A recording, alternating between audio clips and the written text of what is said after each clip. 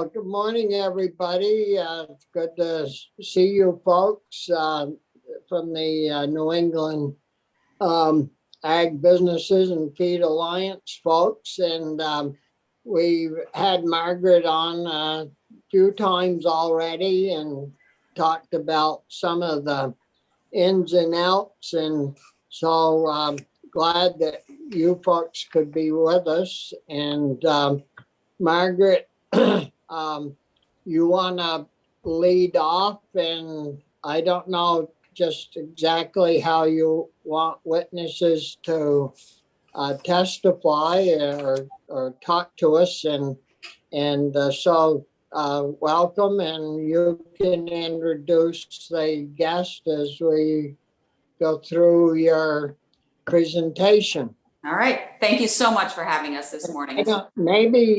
Maybe Margaret, we should have the committee introduce themselves quickly. I'm Bobby Starr and I chair the committee, and Chris Pearson from Chittenden County. Anthony Polina, Washington County. Brian Collmore, Rutland County. And Corey Parent is from Franklin County, and he's our new member to the committee this year. So, well, go ahead, Margaret. Sorry to interrupt. So thank you so much for giving us this opportunity. I hope that this will be a very exciting presentation for you. There's a lot of fascinating information going on in the agribusiness community right now. We're going to start off with John Clark and then move on to Andy Dugan, and then playing cleanup is Art Whitman. We also have with us today Rick Zimmerman, who's the executive director of this group. And I'll let each speaker introduce what business they represent as well as they get started. So we'll start off with John Clark. Hi, I'm John Clark, and thank you, Margaret, and thank you to all the senators who are making time for us today. It's my pleasure to serve as president of the Northeast Agribusiness and Feed Alliance. We cover New York and all of the New England states, so it just technically, point of order, it is the Northeast Agribusiness and Feed Alliance. Glad that we could meet today. We're roughly about 300 dues-paying members, predominantly started out in the feed manufacturers and feed dealers, retailers business. We have many ingredient suppliers, such as myself. I am in the natural feed additive business. For FeedWorks USA, we don't make the feed, we just make it work better. We have agricultural lenders, animal nutritionists, that's becoming a growing segment, independent animal nutritionists who formulate rations for dairy farmers. Every dairy farm would have somebody who comes to the farm, whether they work directly for a feed company like Gold Star, like Andy's company, or they work independently and they would formulate a ration. We have more agronomic input suppliers. Andy was president a couple of years back and started our agronomy committee, and it includes people like Art Whitman, who's on the line today. Behind me, you can see a picture of our board of directors. There's 17 people who serve on the board. We meet about 5 times a year, and it's a great group of diverse individuals. We also have people from academia on it. We have different conferences that we sponsor. We put together one with Pro Dairy, the Herd Health Conference coming up in April. Dr. Kristen Reed of Cornell is chair of that education committee and helps us organize that conference. When we look at the dairy industry here in New York and New England, we look at a consolidating industry, yet one that is ever striving to be environmental stewards, better environmental stewards. They look at the water quality and making sure that they have abundant water available for the cows, but also treating that water judiciously and make sure that they are good stewards of the land and the water. We think we have a great proximity to markets here in the Northeast, and we know we face intense competition from other areas. But I would let the senators know that throughout this, particularly during the past year of COVID, we've seen farmers be that resilient person to start up their own processing themselves and do on-farm processing. And thus, I hope the Northeast Dairy Innovation Center will key in on that and help those farmers with that situation. Because farmers predominantly are great people to work the land and milk their cows, but they haven't always been involved in managing the marketing of their products. So I think that Northeast Dairy Innovation Center is great. And that will probably work hand in hand with a group of scientists from Cornell called the Pro Dairy Unit, which is an extension unit, is an outreach unit, and just is a wonderful group that helps from junior members, from high school seniors and juniors and seniors, all the way to those who produce the products that we consume. We wanted to mention that the Junior Dairy Leader Program, which has those high school juniors and seniors in it, of about 25 kids, is something that the Northeast Agribusiness and Feed Alliance supports financially, and we also put together a module for them. For me, that Junior Dairy Leader Program hits home because my daughter was part of that several years ago. It changed her life, and she is now in the dairy nutrition business. So it's a very valuable program, and we hope that Pro Dairy can continue to work with Vermont in a much more close manner. So I would encourage you to support those efforts. Pro Dairy also takes a team approach when it looks at dairy farming, talking about financial management, human resource management, dairy feed management, and water quality management. Before I turn it over to our Andy Dugan, I would just mention that personally I represent a company called Feedworks USA. Feedworks has a few different feed additive products, one of which is called Agolin. For those of you on the call today, Agolin might get your attention because it was the first product in the world to be registered by the EU to lower methane production, as well as improve feed efficiency. So it lowers methane production and improves feed efficiency, which that yields to an improved carbon footprint. We have done research with a well-known, the preeminent world leader in enteric emissions, Dr. Frank Mittler, out at UC Davis on our product. We're also working with Agrimark members in New York and New England and implementing this technology. A couple of their customers, Nestle and Barry Callebaut, are supporting the implementation of that technology for those members to get to the net zero initiative. So we all play our parts in working with dairy farmers in a variety of ways. Yes, as someone in agribusiness, we want to be profitable, but we also see the future and we want to be able to support a sustainable environment for them. And we've got products like Agolin, which will help them with that. I'll turn it over to Andy here, unless there's questions or comments for me so far. Well, we probably should try to get through the presentations and then the committee can go and ask questions after we get through. Great, thank you, Senator. Yeah. Welcome, Andy. Yes, hello everyone, and thank you for this opportunity. In the COVID world, this is a fantastic way to still face-to-face communicate. I run Gold Star Feed and Grain. We have feed mills in New York and in Maine, none in Vermont. However, I point out that Pooling Grain, Phoenix Feeds, Green Mountain Feeds, just to name a few, are all members of the Northeast Agribusiness and Feed Alliance. So we speak with them and for them, I point out.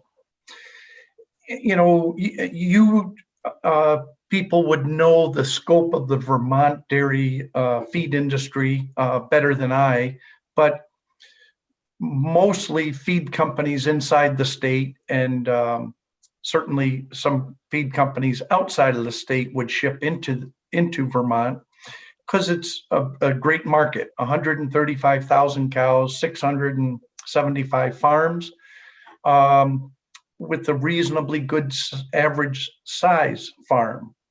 So those are very attractive. You have milk processing, certainly world famous Cabot cheese, Crowley, Vermont Creamery, maybe not world famous, but US famous. So those are very good things for the dairy or feed industry in the state of Vermont. The feed industry is coordinated through literally 100% precision feeding. Every feed company that I'm aware of uses what we call a rumen model, which is able to lower nitrogen intake by on cows and therefore lower nitrogen output for very efficient diets. And we do that with our own on-farm consultants as well as with private consultants. So a private consultant would do the same work as our people will, which is on-farm management, interaction, I'll call it, perhaps giving guidance or a sounding board for the professional farmer to bounce ideas off of. We regularly and consistently analyze feedstuffs that farmers produce, especially haylage. There's quite a bit of variation in the crops that the farmers grow, and frequent forage analysis then gives you the opportunity to change the diet around the farm produced forages and to keep the diet very efficient. So the extreme would be someone that grazes their cattle in the summer and is 100% pasture would have an entirely different diet than someone that feeds their cows in the barn year-round with corn silage and haylage or hay. So that's the extreme, but we nuance that literally every single day. The old ration balancing, which was, if you see my thumb, is like close enough, that is long since passed. The proteins in diets that these rumen models generate dropped from 18% typically to 17% to 16% to 15% crude protein as we utilize more amino acid nutrition. And protein, of course, is where the nitrogen is built upon, right? So the feed industry and the dairy industry and the research industry, because that's how this all came about, whether it's University of Vermont, New Hampshire, Maine, Cornell in New York, or others. They gave us the knowledge on how to do this, and the implementation went very well.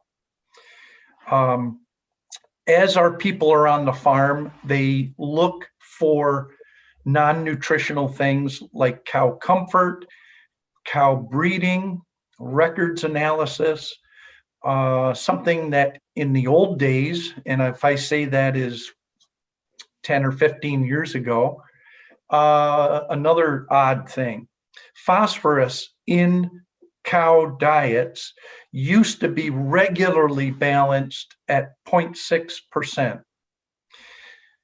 And if a cow didn't breed, or if a cow looked cross-eyed, the very first thing a farmer or a feed salesman would do was increase the phosphorus in the diet. Again, working with all these universities, they proved conclusively that cows can breed very fine on lower levels. So over that last decade and a half, the phosphorus levels that we balance diets on have dropped from 0.6% to 0.5% to 0.4%. And today we're tickling 0.35% phosphorus in the diet. In many cases, the phosphorus is totally made up of what the farm produces, haylage and corn silage, and the base amount of phosphorus that comes in through the feedstuffs like corn meal that a feed company would provide, soybean meal, very little rock phosphorus fed to cows anymore.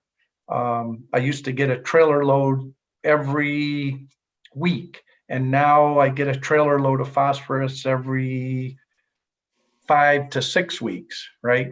We just aren't adding as much, and the cows are doing perfectly fine. So having that on-farm connection is enabled us to listen to the research that the universities do and have a continuous feedback loop, which benefits the farmer by lowering their costs as well as the environment, and is a perfectly good way to run a feed business, I would point out. So a lot of on-farm interaction is very important to our business. And precision feeding is just like a hand in a glove, right? That is the, most feed companies use a Rumen model, we call it, which is the mechanism to provide precision feeding. And every private consultant would use a Rumen model to provide precision feeding. Let's see, kind of wanted to mention one of the benefits of, so we had the research group and we have the private industry group and working together. In New York, we've also had a university outreach called ProDairy, and that's another group that is providing on-farm and farm training, and feed companies support that and others by attending and having our own people learn that. So that outreach helps everyone. And Northeast Agribusiness and Feed Alliance we've presented that into different people in the state of Vermont. Rick might comment on this a little bit more, but we're a proponent of that. It is a piece of the university research, the private business application, and it's the connection between that we find very helpful. And one helpful factor is in New York, the herd averages used to be very similar to Vermont. And in the last decade, that has accelerated. New York herd average has increased as they became more efficient. One of the differences I might indicate would be the ProDairy outreach, because the other two pieces are the same in New York and Vermont. Let's see. The other thing I wanted to point out was here in the feed mills I run in New York, I buy about 25,000 acres of corn, soybeans, and wheat, and I use that, I process that and put it right back in the feed that we sell to dairymen. In Maine, I buy probably 75 to 80% of the grain grown in the state. And however, that only lasts me for 3 months. Local grain, the feed mill is a fantastic market, a way to market locally produced grain. I want to point that out. Vermont is not known as a grain producing area, but certainly the climate for wheat would be perfectly good, and corn, you grow a lot of corn silage. So we know it grows. Corn grain could be an alternative there. And again, it helps the farmer, so they get a reasonably good price, helps the feed mill, and they have a local source. That's pretty much what I wanted to tie in on this. I'd like to introduce Art Whitman, and I probably use that term loosely. Art Whitman does not need an introduction to this group, but Art, would you please take over? Certainly. Thank you, Andy. And yeah, just last week I was before this same committee. So hello again. I'm Art Whitman. I am a past president of this organization. Graduated from Vermont Tech and helped run the family feed mill, which I sold in 2015, and I failed miserably at retirement. So I now have a trucking company that spreads mainly lime and some fertilizer, and we truck grain for other grain mills. years ago, when we went to school, we said we had to learn the 3 R's: reading, writing, arithmetic. Nowadays, farmers are required or are learning the 4 R's of fertilizer. And those are, you have to have the right fertilizer at the right amount, at the right placement, and at the right time. And so how do you do all this? First of all, you got to have soil samples. So soil sampling is the key. That'll tell us the right fertilizer and the right amount. The placement is something else. We have manure injection systems now that will inject the manure directly into the ground, but also we have no-till seeders that will actually dribble on fertilizer right onto the seed as it's placing the seed in the ground. And corn planters are phenomenal. They actually can have 2 different kinds of fertilizer on a corn planter nowadays. There's a pop-up fertilizer, which actually will be put right on the seed itself. And then there is a corn starter, which is placed several inches to the side and several inches below the seed, so that when the seed germinates and starts sending out a root system, it's right there to be easily picked up and all that sort of stuff. Corn planters nowadays are just a technical marvel. They have what's called precision seed placement, whereby if you want the seeds to be just 8 inches apart in the row, they will be just 8 inches apart in the row. They have GPS guidance, which means that they actually steer the tractor. So all you do is turn it around at the end of the field and head back, and the tractor automatically is placed in the exact position so that the rows are exactly the same feet apart from the last row. And there actually are clutches on the individual seed boxes, so that when it's going over a row that has already been planted, the actual machine will stop planting in that particular seed box, because if you overplant or a high population actually will decrease production, but also saves on seed costs. So I actually have had farmers tell me that they've actually paid for the software system and the hardware system for such an attachment to the corn planter. It actually pays for itself in the first year by the amount of seed that they saved, because especially in Vermont, there's no field that's perfectly square. There's a lot of 3-cornered and round fields that we have to work with. Timing. I know that even my trucks all have a set of high flotation tires so we can get on the fields at the right time. Farmers have tractors and that have big, huge flotation tires. Equipment has flotation tires, not only to reduce the amount of soil compaction, but also to make sure we can get on the fields when the timing is right. For instance, if you're double cropping triticale, it's critical, like at either the 4th or 5th leaf stage, you put on so many pounds of nitrogen. You have to go out there and do it at that time to get the most benefit from it. And sometimes the land may be a little bit wet at that time. So timing is still an important factor. What GPS has done for the farming industry is absolutely unbelievable. I can remember when I first started spreading lime back in the 60s, you had to kind of open the tailgate, kind of guess at what the density, what you wanted to the acre, and then kind of drive at a constant speed, and all the time looking for your last pass, making sure you had the right spreader width and so on and so forth. Nowadays, my trucks have onboard computers with a great big screen that tells you exactly where you are in the field. They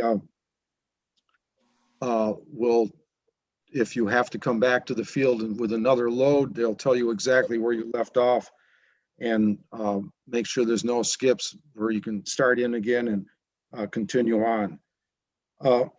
The fertilizer applications of the future go way beyond this, in that when you take the soil sample, your gator will have a GPS unit on it. You'll know exactly where you took the sample.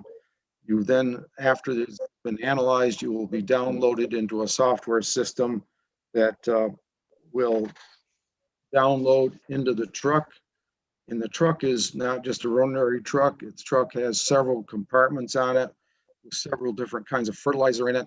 And so as the truck is going across the field, it knows where it is. It knows what the sample was taken. It knows what's got to be put on. So it actually will put that kind of fertilizer on at the right kind of fertilizer at the right rate, and then on to another area, and so on and so forth. So all of these things are tools that the farmer can use, but we want to make sure that we don't start taking away tools. And I'm referring to glyphosate, atrazine, and other pesticides. These are all essential tools that the farmer has to have if we're going to do cover crops, if we're going to do no-till planting, no-till minimum tillage, double cropping. We have to be able to use these tools that will enhance their ability to add on to what they're already doing. And then there is integrated pest management. This is a system or a program whereby what you do is first of all, you decide what the problem is. You analyze the problem. What is the problem? What is the threat? What is the risk?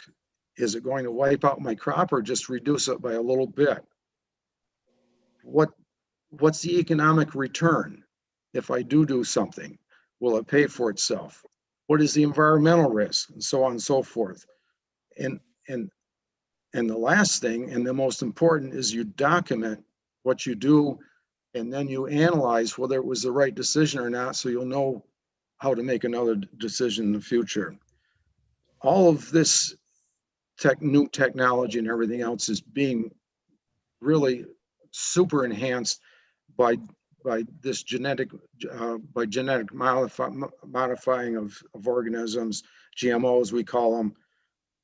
This technology is helping us to make plants that are resistant to some diseases, resistant to certain plants, and or pesticides, or pests, I'm sorry, and also drought resistance. It's unbelievable what we've done to the corn plant itself in breeding in drought resistance and so on and so forth. So all of these things are tools that the farmer must continue to have. And so, again, any questions later on, I'll be glad to answer them. And thank you for. Thank you, Art. So Senators, thank you for your time this morning. We look forward to continuing to work with you as you grapple with many of the challenges and policy that you face, and hopefully we've given you some guidance, some insight. We're here to be assets, allies, advocates for the industry for sure. A couple of points I want to just close with. I think that my partners have done a great job delivering the messages overall. I would like to point out that we see that the Northeast Ag Innovation Center is a great opportunity to bring in pro-dairy-like concepts into Vermont to a more significant degree. We see the pro-dairy program as a plug-and-play option. It doesn't have to necessarily be branded as pro-dairy, but the assets that pro-dairy brings to the table to enhance profitability in the dairy industry is something that we see as real value to Vermont in some shape or form. And I think that the Ag Innovation Center, and I'm going to be talking to Laura Ginsburg about this directly, provides opportunity for Vermont. I also want to mention that the Northeast Agribusiness and Feed Alliance represents the certified crop advisors, the professionals that are working with the farmers, as Art has described, in context to the integrated pest management program that is so essential to the agricultural industry and to farmers specifically to make those important decisions about where the threshold of pests are, and then make the important decision as to how to control, when to control, know the economic thresholds that are so important for decision-making processes. The pesticide products that are on the debate list these days, as far as legislatures are concerned, and Vermont is not the only state looking at this by any stretch of the imagination, are important products for the agricultural industry. So we need to be thoughtful and careful that we discuss these issues with full understanding of the overall impacts. I would mention that the neonicotinoid class of pesticide products is a relatively new line of active ingredient. It was brought into the scene or onto the scene as an alternative to older chemistry that was more environmentally hazardous, more human health hazardous than the neonicotinoid classes are today. And that has been the trend as new products have come along over the years. New active ingredients are safer, more benign, more precision designed to control the pest without any or fewer unintended consequences.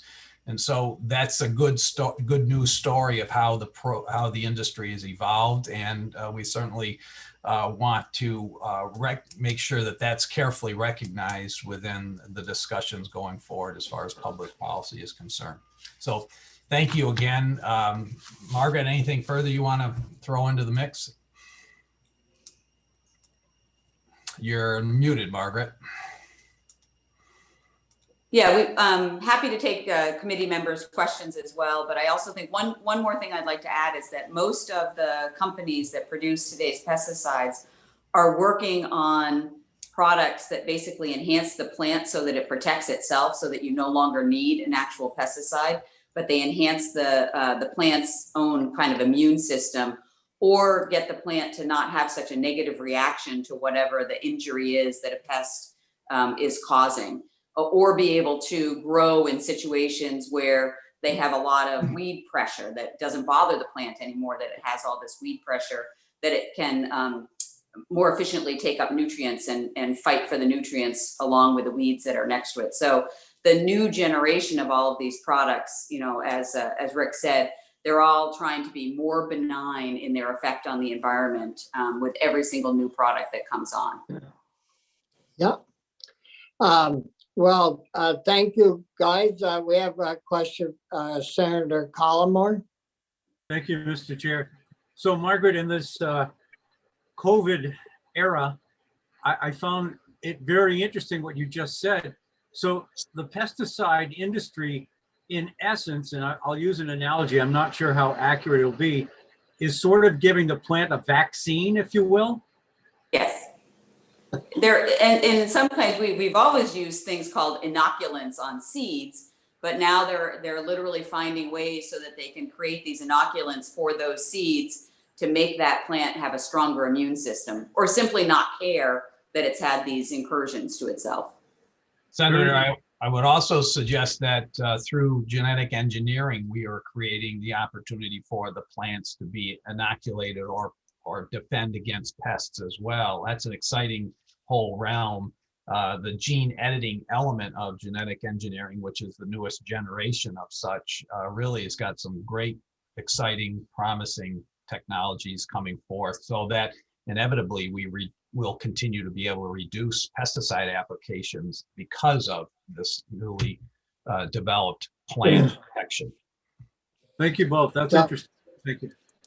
So, John, I was pretty interested in your putting your feed analysis together to lower the methane gas that's given off from the animals. How's that working out? Have you got any measurements at all from that? Right. So if I can find it, I'll put a fun little one up on the screen. We have a way to measure the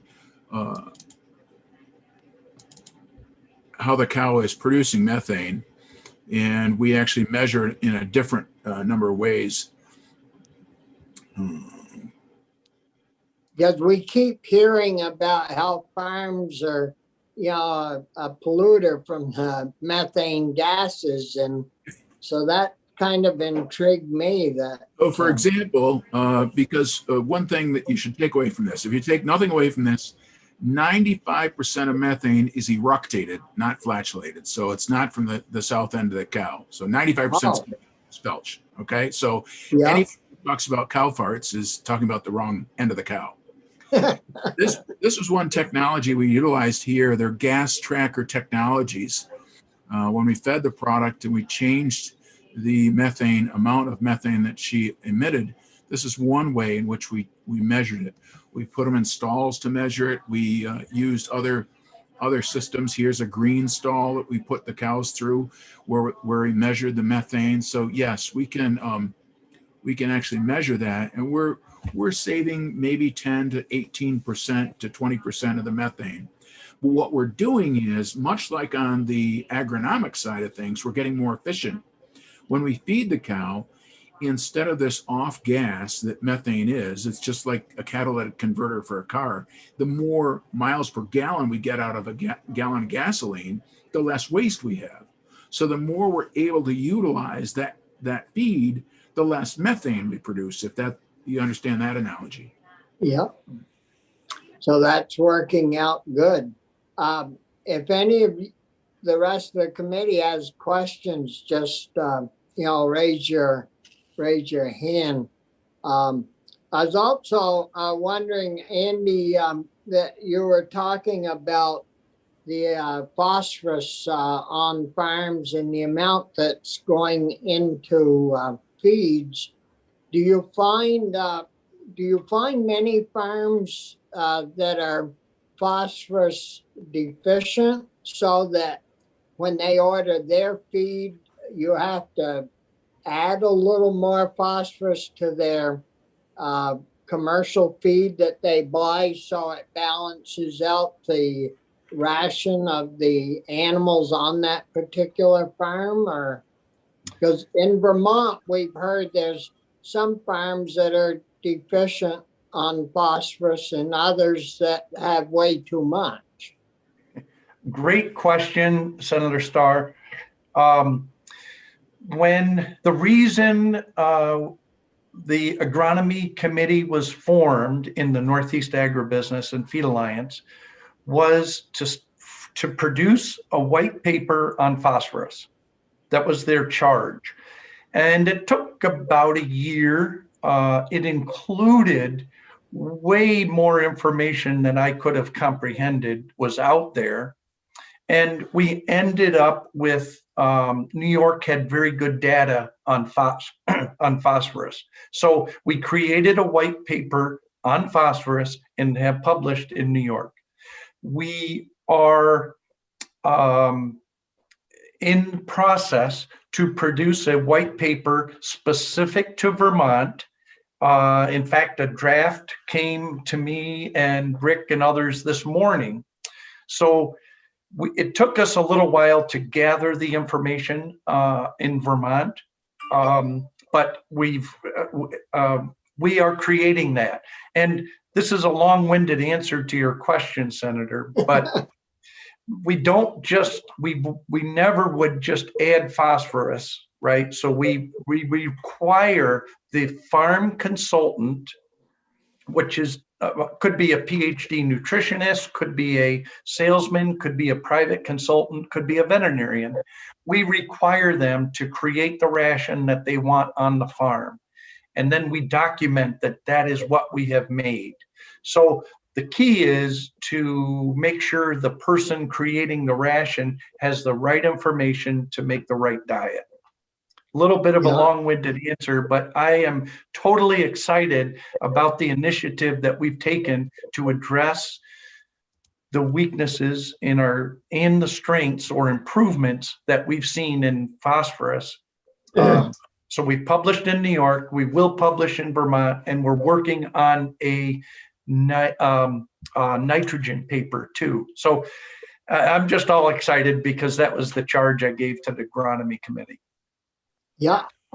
It's really amazing, the technology that's happened in the last, 10 to 15, maybe 20 years, but 10 to 15 especially.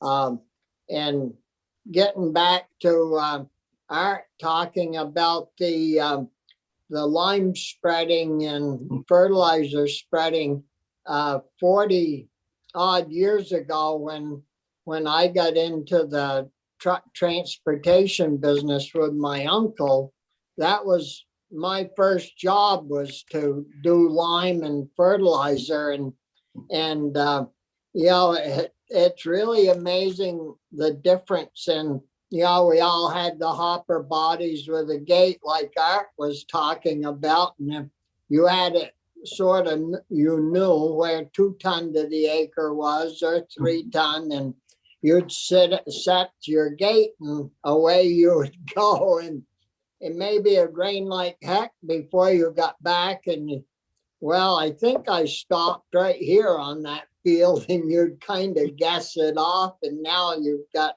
all these gadgets that really assist in that. So it's really a great and interesting time to be in ag, I would expect, with all this technology. Are there questions from the other committee members? If not, we have another crew that right behind you folks, and it was very interesting to hear your presentations. I know we've talked with Rick before in regards to pro ag, and that's something that we in Vermont need to pay more attention to and get organized around that. We don't want New York producing all the milk. We gotta, increase ours to keep up. Amen to that, Senator. Amen. But it's very thankful that you could all make it, and thanks a lot for your time. And if you've got something pressing, mention it to Margaret, and she will be sure to get hold of us and talk about it. So if there are no other questions, again, thank you very much for your time, and we'll stay in touch. Thank you so much. Senator. Thanks, everybody. Thanks, Senator. Thank you. So, committee, we have the Vermont Fairs and Field Days Association, some of their members with us. We have Jackie on as their person to, I guess, will lead us on the discussion when we get to it. Of course, we're all interested in knowing if Addison County ever got to flush their toilets this year. So Diane, maybe you can tell us a little bit about that before we get started. We did get to flush them. We didn't get the 100% stamp of approval, and still trying to work on that. Our permit is still not in compliance. We do have one tank in the ground that's to, well, we thought it was going to be for every other day removal, but as it turns out, we're being required to put an additional tank in so that we can have storage for all 5 days, so that we can hold it for all 5 days instead of just removing it every other day like we intended to do. But we plan to put that tank in this spring. It's been since, I believe, the beginning of November, trying to get an answer from A&R as to what size tank they would like us to put in, because I don't want to put in the wrong size. I'm sure it'll be a big one. I'm pretty sure as well. I hope that you get enough stuff in it so it don't push itself up out of the ground and float when you get a big rainstorm, because sometimes that I've heard of that happening with underground tanks that don't get used enough. And so anyways, Brian? Yeah, I didn't know if Diane was ready for a question, but I'm curious, and trust me when I tell you that this committee is, this is like the project that never ends. I just, I'm just still amazed that we haven't found a solution for you folks. And anyway, how much is that going to cost, Diane? And was that something that you didn't anticipate? We're assuming that it's going to be maybe another 7,000 gallon tank, so probably somewhere in the vicinity of $9,000 to $13,000. And you know, it's, in my opinion, a little ridiculous when we could easily remove everything that's in the tank that's already in the ground every day. And we have numbers from last year where for one day it's a 7,500 gallon tank, and the most we ever put in one day was 3,900 gallons. It just seems to me that if we're set up to be a removal, we should be able to just empty it every day and be good, but it's not what's in our permit. So in trying to finally get the green stamp of approval, we've decided we're just tired of fighting it. So we're just going to bite the bullet and do it. Well, maybe you'll, kind of a funny thing to say, maybe the attendance will go up to the point where you will fill both tanks, and then you'll have the money from the added revenue to pay for it. We can only hope. You don't have any whiteout down in Addison County to white that section of the permit out? Believe me, Senator, if I could do that, I would have done that already. I already pushed them by doing some stuff they didn't like, so I'm trying to just behave now. Yeah. They say I have a little Bobby Star running through me. Pushing the rules right to the edge. Chris, did you have a question? Yeah, just, I guess express my disbelief as well, but things don't surprise me as they used to. Diane, these are not your only facilities during the fair. I mean, I remember it's been some years since I've been there, but so A&R, do you have to get permits for portable toilets that come through for that whole structure? No permits for the portable toilets, but we do have 3 other bathroom facilities that have the tanks that we pump out of every day, which is why we have a truck on the grounds. Yeah. Plus that truck goes around and pumps out all the campers that are there as well.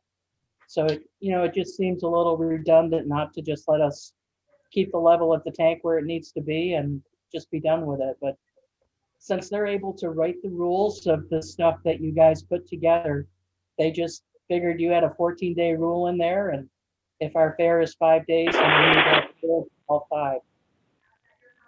Yeah. Well, that is very frustrating. I mean, it just seems like they would acknowledge that the clean out is already happening on the grounds. Anyway, sorry, my frustration doesn't help you much, but I just wanted to make sure I was understanding.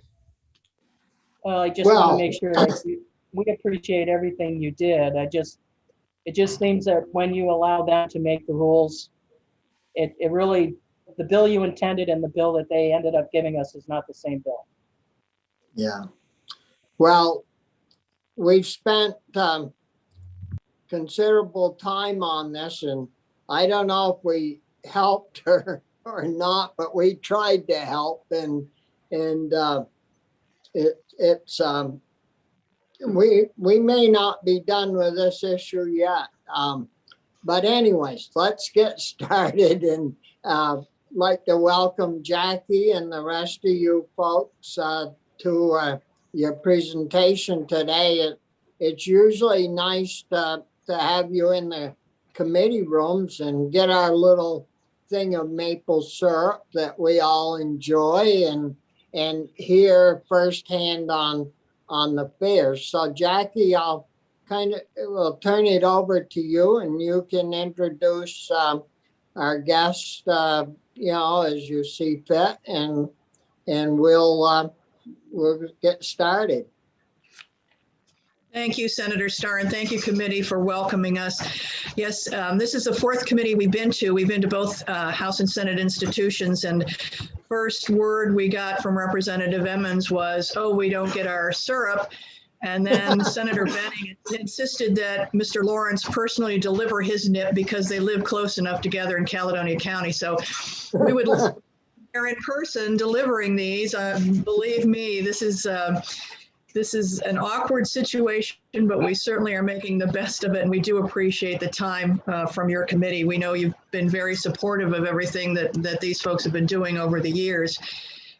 So I think the only new member is Senator Parent, and we've talked to you in institutions, and so we're just going to go right into it here. We have representatives from Franklin, the Vermont State Fair, from Champlain Valley, from Addison, and Mr. Lawrence is on the phone. He's having trouble with his internet up there, even though Linda's been trying to help him sign on. So we'll have to listen to him without seeing his lovely little smile. Anyhow, Yeah. we do have a couple other issues that I'll go into after the fairs have had a chance to talk. And these folks are going to talk about their stipends and maybe a little about what happened with that 500,000 that you folks found for us last year, and what's being planned for this year. So I have Nola Gilbert from Franklin County Fair first on the list. She's going to have to sign off if we're not done by, I think, 11:30. So Nola, why don't you go ahead, unmute yourself and introduce yourself. Good morning. I am Nola Gilbert. I'm the treasurer for Franklin County Field Days. I haven't been the treasurer for very long. I was elected in October of 2019. So I might be their unlucky charm. I actually haven't been through a whole fair as a treasurer yet. So I work with information that's been given to me from the books and from the chair and other committee directors, I guess, from the fair. Thank you for the stipend money and the 500,000 that you guys found for us last year. The money that we got in September, Franklin County actually got, we were very, very happy with the amount of money we got. We got almost $40,000, and we used that money to we actually used it to help supplement with the capital grants. That was for bleachers, so we got more bleachers. A lot of our bleachers were all wood, and becoming safety issues where every year we would have to work on replacing sections of the wood that was frayed or cracked or broken or what have you. So we've invested that into new aluminum bleachers for the safety of our guests. So that's wonderful. And the stipend money that we've received for the last couple of years is very, very generous also. We've gotten almost $10,000 each of the last 2 years. Those are the ones that I've been around. The stipend money, we use it for a variety of different things, but I think most of it goes back to the premiums that we're paying across the fairgrounds. Premiums are for, well, you know, everything from 4-H to tractor pulls. We spend quite a lot of money there. And so I would say most of that stipend money goes right back into premiums, which of course go back out into the community. Our plans for 2021, we're kind of on hold. Like we're not super comfortable signing a lot of contracts or looking into entertainment or scheduling anything because we really just don't know what's going to happen. So we're being very hesitant. We've had a couple of conversations, I would say informally, about other things that we might be able to do safely at the fairgrounds. But so far, nothing concrete has come up. We do have a wedding barn that we've got rented out, I think, almost every single weekend. But that isn't really fair, and you know, it's not a fair thing. It's a private rental. We're just fortunate that we do have a little bit of income coming in from that. So we're anxious to see what will, you know, unfold in the next, hopefully 2, maybe 3 months, and that we'll be able to have a fair this year. Because we kind of miss it. We're getting lazy in the summer without having to do all this stuff. So yes, I think that's what's going on up in Franklin County. When is your fair in Franklin County Field Days? What's So the date? if we have a fair this year, it should be August 5th through the 8th. Yeah. Yeah. So we'll move on, Jackie. We want to make sure we get everybody on, and then we can go to questions after. But Noel, you've got to leave in a little bit.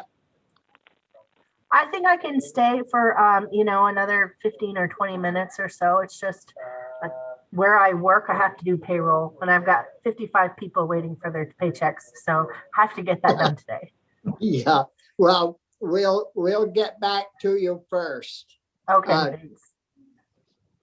Jackie, who's Mr. Lawrence, I see you didn't work. The link didn't work, so you're still on the phone. Would you like to speak? I would be glad to speak, and thank you for the committee to listen to our proposals. I'm Dick Lawrence. I'm president of Caledonia County Fair held in Lindenville. This year, we hopefully will celebrate our 175th birthday or anniversary, and we're going with the idea that we're going to have a fair of some sort. Does not mean we don't have to modify it. But let's talk about the stipend and what we do with it. Our stipend money, the formula for all this that is distributed by the Agency of Agriculture is based on attendance, it's based on premiums you pay, plant improvements, that type of thing. So we have to propose what each fair is going to do.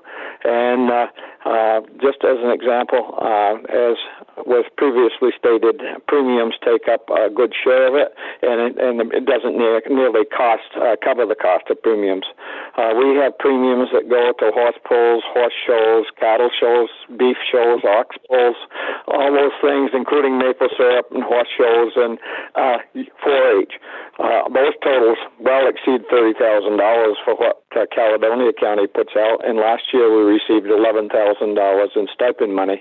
We also have to, in our proposal to the Agency of Agriculture, have to suggest plant improvements with all the buildings we have and with the necessary improvements, upgrades for water and sewer and electrical. We can basically put down electrical improvements every year, which always costs us, no matter if we don't do anything major, it still costs us $10,000 to $1,000 or more because of continual upgrades to meet labor and standard industries.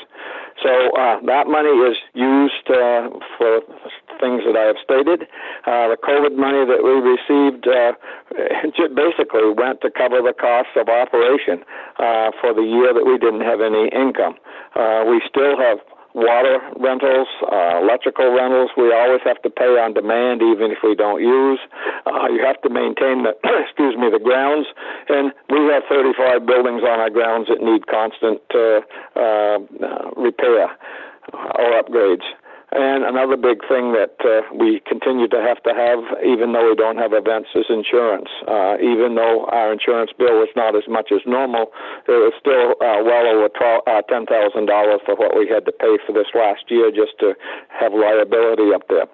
So again, we thank the entire legislature for past support, and we thank you and look forward to hopefully getting at least as much as we got last year. We certainly can use it, and we think we put it to good use. Thank you. Yeah, thank you, Dick. Jackie? So next we'll call on Jeff Bartley, who is here from Champlain Valley Exposition. Hello, everybody. Thank you for having me in. Typically, it's my boss, Tim Shea, who comes in and speaks to you guys. So you got stuck with me. I apologize about that. To start with the stipends, we're very appreciative. We receive, I believe, $11,000, and those goes towards ribbons and premiums and the competitions. But we were fortunate enough that through sponsorships and other revenue sources, the $11,000 really seeds the fair for us, allows us to open, but then we're able to really expand upon that and 5 or 6 fold in what we pay out in premiums and competitions and the like. Many of you guys know we are the we host the Ag Hall of Fame here. We're very proud of that. I believe you and the House Ag Committee come to the Vermont Farm Show every year, and we're sorry that we weren't able to host you last month. I think we're going to be good to go for 2022. COVID aside, and as how we've pivoted as an organization, obviously without the fair and the dozens and dozens of events that we host at the exposition, we're really proud in our role that we've played with COVID-19. We were one of the first testing sites when over 15,000 tests were conducted here. Shortly thereafter, we turned our buildings, which is about 100,000 square feet, into a surge hospital, which is still standing today. And happy to report that as of 2 days ago, over 16,000 doses of the vaccine have been administered on site. So while we haven't been in the fair in the 10 best days this summer, we are proud of our role as we plays as it relates to the COVID-19 pandemic. So again, thank you for coming. Thank you for the continued support with the grants. We've been able to keep our doors open so we can continue to provide some relief for the community. Thank you, Jackie. Yeah, thank you, Jeff. Jackie? So now we'll go to Addison and Diane Norris. Well, again, thank you for having us and supporting our fairs. They're a huge benefit to our whole county.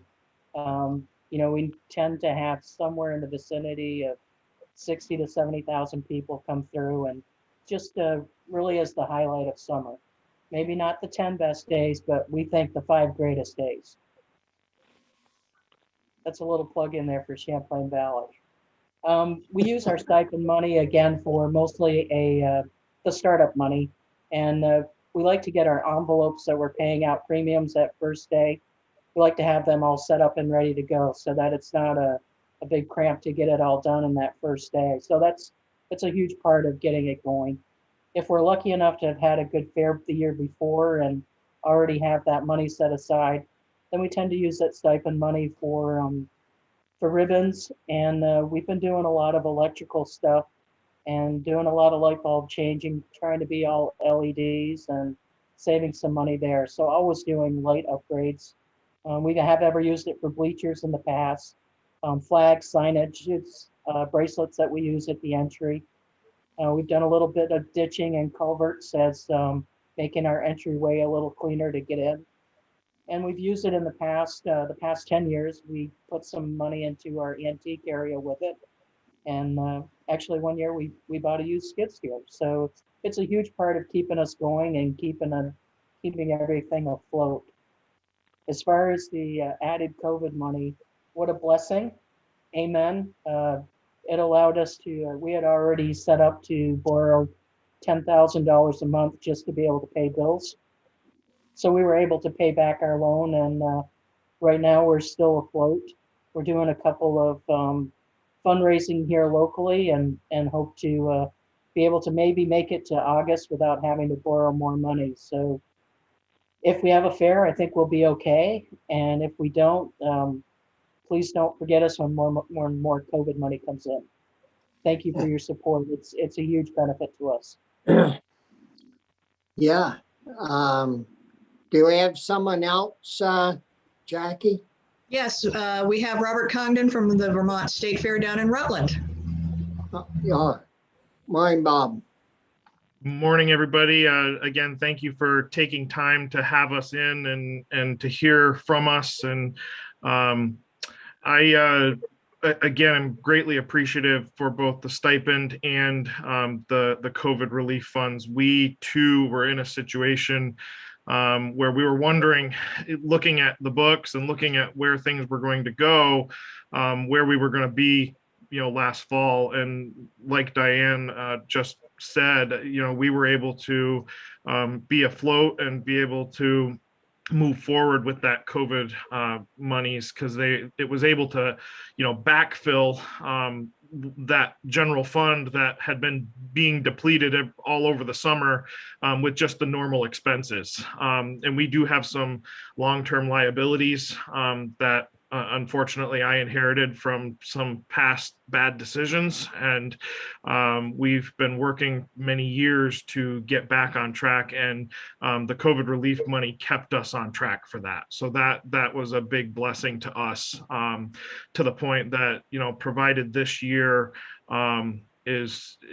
we were successful in our current plan, we are going to be free of long-term liabilities by December, which is going to be a huge blessing to us, and a big step back from where we were. Likewise, like what Dick said, you know, we have many buildings. We have lots of different things that have to be maintained on the grounds, and I'll be so bold as to say we are kind of in a rebuilding phase of our infrastructure, because our infrastructure was neglected for a long time.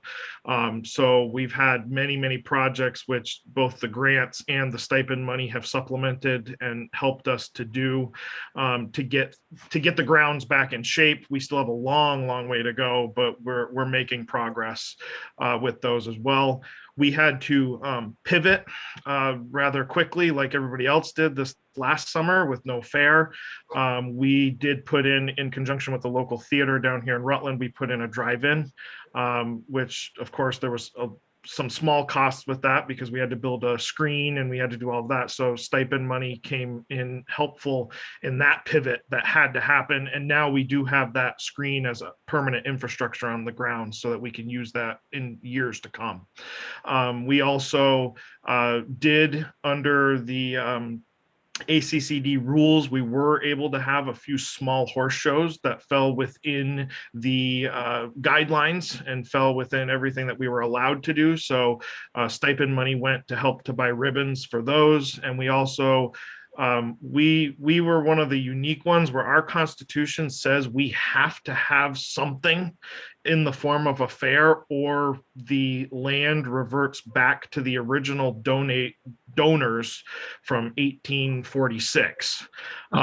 So, and if you want to try and figure out how many donors there are and heirs of those donors now, it would be quite the challenge. So we were able to pivot and have a small dairy show, which we advertised as a replacement for the fair in the fall, and we were able to fulfill that requirement. And again, the stipend money came in handy to help us run that. So you all, I know how much you love our fairs. I know how much you think of us, and we enjoy coming and talking to you every year for sure.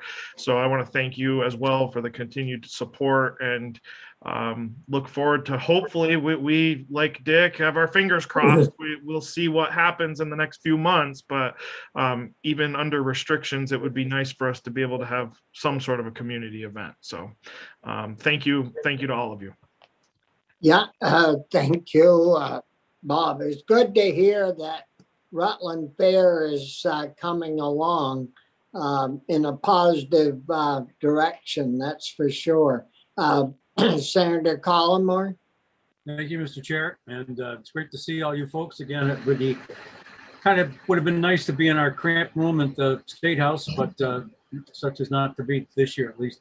I don't know if we'd all fit, Brian. Well, let's see, 1, 2, no, we'd have to do it in shifts. We'd have to do it. Jackie had asked me, I don't know, it's probably 3 weeks, maybe a month ago now. The stipends are in the governor's recommended budget. I know that because I double checked. So unless they're taken out by either the House or the Senate, you could rest assured at least, and they're level funded, so they'll be the same amount as last year. And we're glad to do that, and hopefully we can find some other ways to help. So I just wanted to make sure everybody understood. Yeah, Anthony. I'm just wondering how much lead time you need in order to make a decision as to whether or not to go forward with the fair or not. Like, when would you have to pull the plug? I've been hearing from other kinds of venues, businesses that are in the hospitality businesses that plan to do weddings or something in August, but they need to know by June or May whether or not they're going to be in business in August. I'm just wondering if you have any ideas to, like, when you need to make a decision as to whether or not you're going to go forward with the fairs, which I hope you do, but I wonder. Thank you, Senator. It's been a real challenge.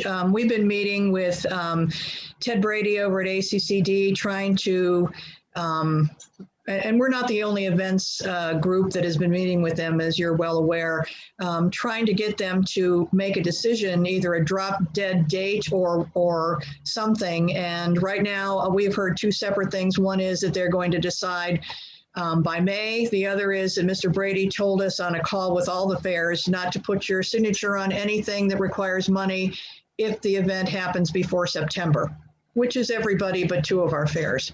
Right. So I've been working with a couple of the folks have amusement rides companies that I've been concerned about how they're going to bring their folks in here, what the strategy is going to be for cleaning things.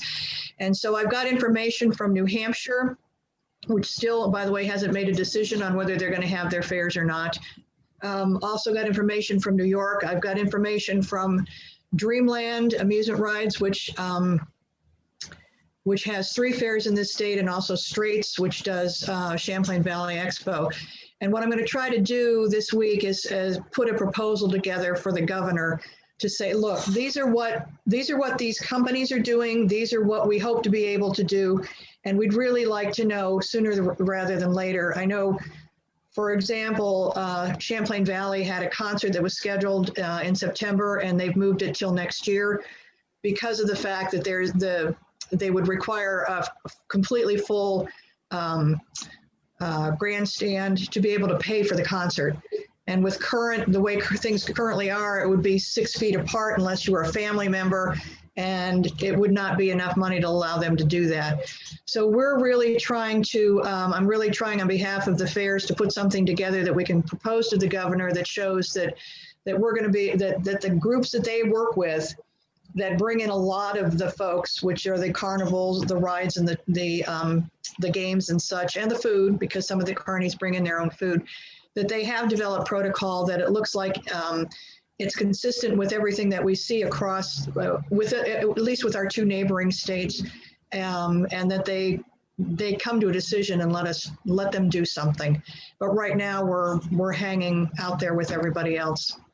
Any of the fairs would like to say what your drop dead date is to try to decide what to do? I know the first one that's up is Bradford, so that's the middle of July. So they're getting kind of close to trying to figure out what to do. And as you all know, the Maple Festival has already canceled for this year. Yeah.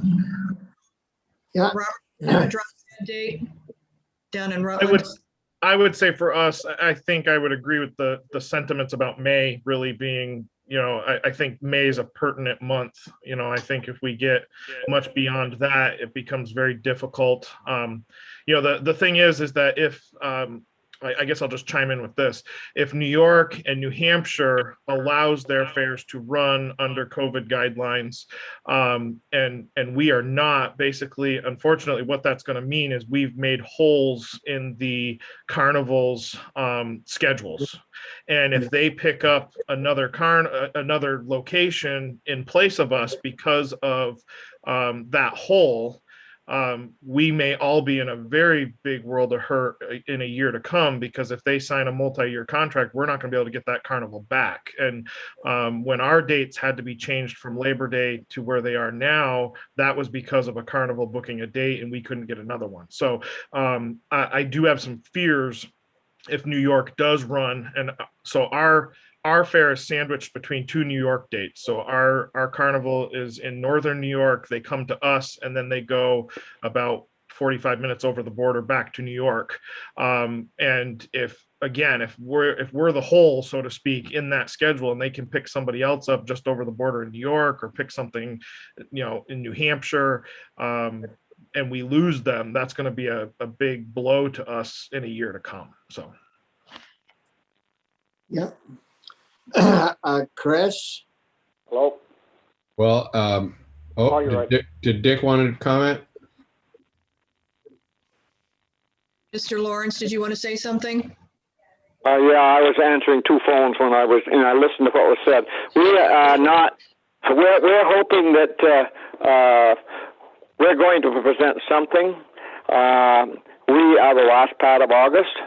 The president said last night that he thought everybody would be vaccinated by early summer. I think that's positive. but what you promise and what you deliver sometimes is not the same. And so we're just hanging, hoping things will go well. Remember, if we have a regular fair, we deal with an awful lot of people besides the amusement rides. We deal with all sorts of exhibitors of all different types of animals, and they have to have plans. They have to have health certificates before they can come to the fair. So that takes us some time to do that. Basically, you're looking at turnaround time there of approximately a month. And the concessionaires need to know what they're doing. And I guess the thing that all of us realize is that, like the concessionaires, if we don't have a fair, they don't make a living and we all suffer. I agree with Robert about the contracts with amusement rides. We can't let any amusement ride companies are hard to get to come to our smaller fairs, and if you get an agreement with them, it's better to hold them than try to find out a replacement, because it just doesn't happen easily. So if I was going to give a time period, I would say 2 months at the very, very most that we could wait to cancel and have a regular fair. It could be less time than that if we're just going to have a field day or some sort of an event. That could be put on more quickly. So it sounds like mid to late May is about the limit. Chris? I guess 3 quick questions. Last year, did the money that you got from the state, did that go to hold on to the contracts that you have with the carnival ride providers, or did everything just kind of get a wash last year for everybody across all the states? For us, I was going to say, for us, it was a wash. I mean, everybody was canceled anyway, so it really didn't affect us as bad. So the money did not go to that for us anyway. Okay. And then I assume you're in touch with somebody at ACCD or you know, this.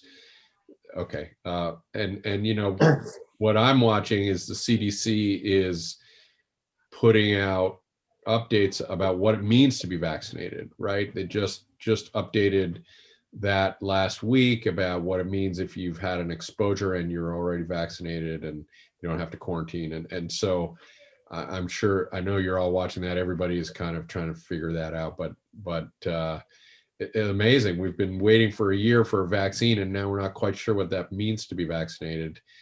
Though our numbers are presumably pretty strong. You know, people have faith in the vaccine, and I think we need to encourage that. But I don't envy you. It's really hard, and you have such a unique business because they're in many cases one-time events or massive part of your income for one period. Anything we can do to help, you know, please be in touch. And obviously ACCD, I think, is the right place for you to be having these Or the health department. Yeah. Right. Yeah, and like last year when this committee, our committee, was putting together the farm part of the COVID money, that's when we added you guys in to the mix. And I must say that, you know, it was accepted without question that you folks should be added to some of that COVID money. That was probably one of the easiest fights that we've ever had with getting money out the door, because we all respect and appreciate the events that you folks hold, you know, from one end of the state to the other.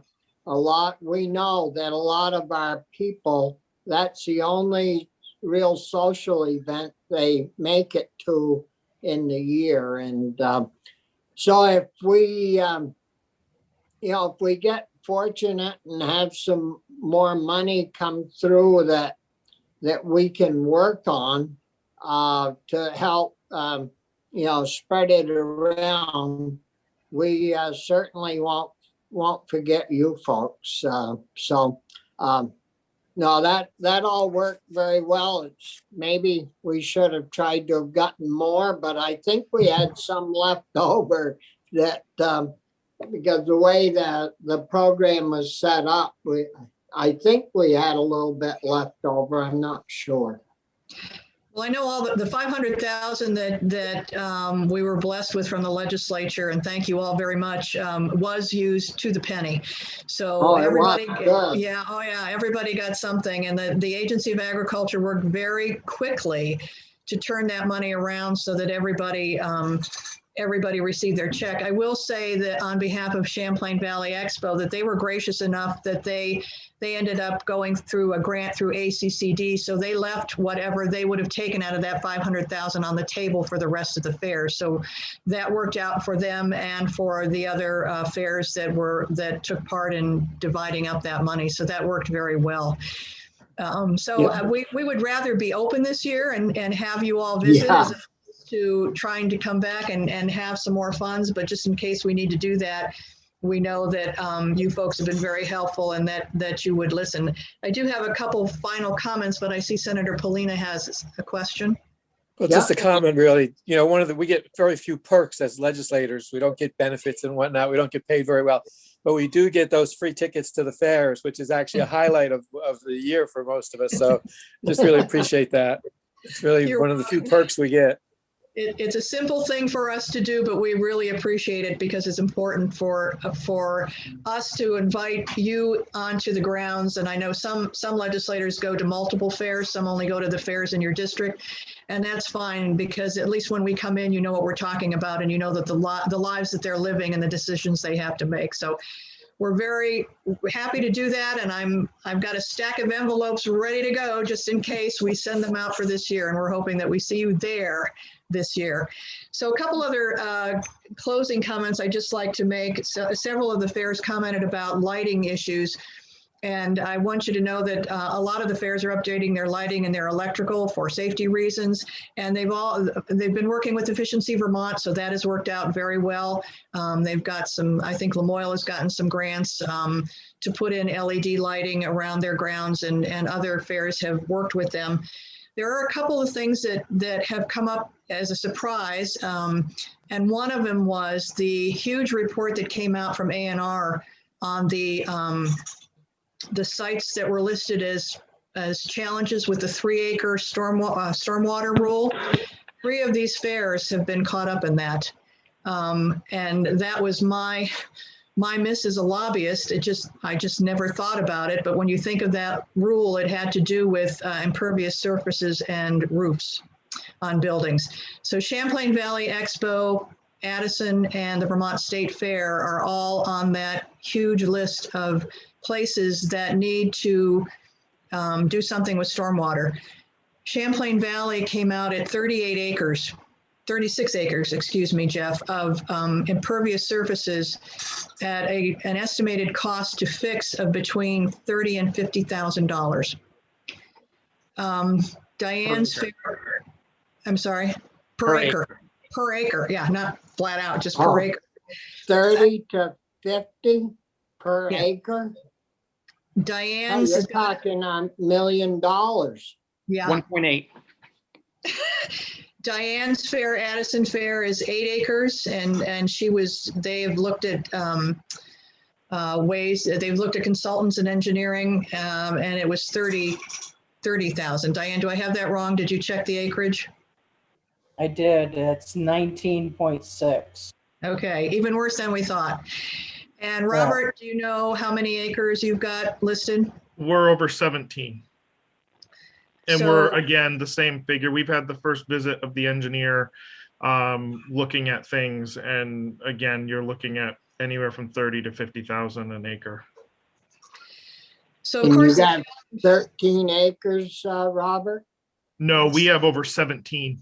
17 acres, holy smokes. So it's not, didn't you say you were going to be out of debt come December? That was the hope. That's awful. Yeah, okay. Go ahead, Jackie. The challenge with this is we are not adverse to making sure that clean water goes into our lakes and rivers. But the challenge is most of the things that were on that list were municipalities, businesses, schools, all of which have other ways of gaining access to funds either sadly through taxpayers or through increasing cost of service to their consumers. And you all know that these fairs, I mean, if Jeff had to increase the ticket price to Champlain Valley to cover that 1.8 million, there wouldn't be anybody going to that fair. So when we were in Senate institutions, both Senator Benning and Senator Mazza, were astonished and chagrined, I should say. I'm assuming Senator Parent was too. Senator McCormick sits on Senate Natural Resources, and he was going to ask if we could go in and at least present a case to the committee. Senator Bray got back to me, and I guess there was a little miscommunication because he thought we were asking about assistance with electrical costs, and that is not it at all. So we're going to try to make another plea to go into that committee. We're not looking for an exemption. I want to make that clear. We're looking for a little equitability or a little assistance in how this is going to work. And our other concern is when that next list comes out, it's going to pick up all the fairs on the other side of the state. So Orleans is going to be in there. Caledonia is going to be in there. Everybody down the Connecticut River. And like I said, we're not saying that we don't want clean water and we don't want to do the best that we can, but this is a pretty heavy lift, especially for folks that had next to no income last year. So that's an issue, and we'll keep you posted as to what happens. But we're going to be talking. Hopefully, we'll be talking with Senator Bray's committee and see if we can at least present a case. But you would think that, I mean, you guys Champlain Valley runs the longest number of days, but if you divide it up, most of them are 5 days or at 6 at the max. So you only run your business 6 days out of the year. Most businesses that get affected by this, they're open every day of the week. And so maybe we ought to have a measurement in there that you pay according to the number of days you're operating. Well, any ideas that you could come up with? I know, Senator Starr, you're great at those kind of out of the box thinking. You know, we just want to make folks understand that this is just going to be really, really tough for these fairs.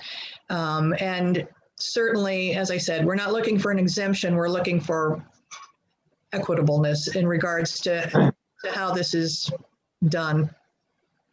A lot of these wonderful ideas, you know, there's always people that get forgotten. And I mean, too bad we hadn't have known about it sooner. But anyways, Chris had his hand up and we've only got a few minutes left. Well, it just strikes me, even maybe timing in terms of compliance could be I mean, it is particularly strange to insist on this right now. Anyway, keep us up to date, Jackie, because I think, you know, we may be able to come up with some ideas to try to help.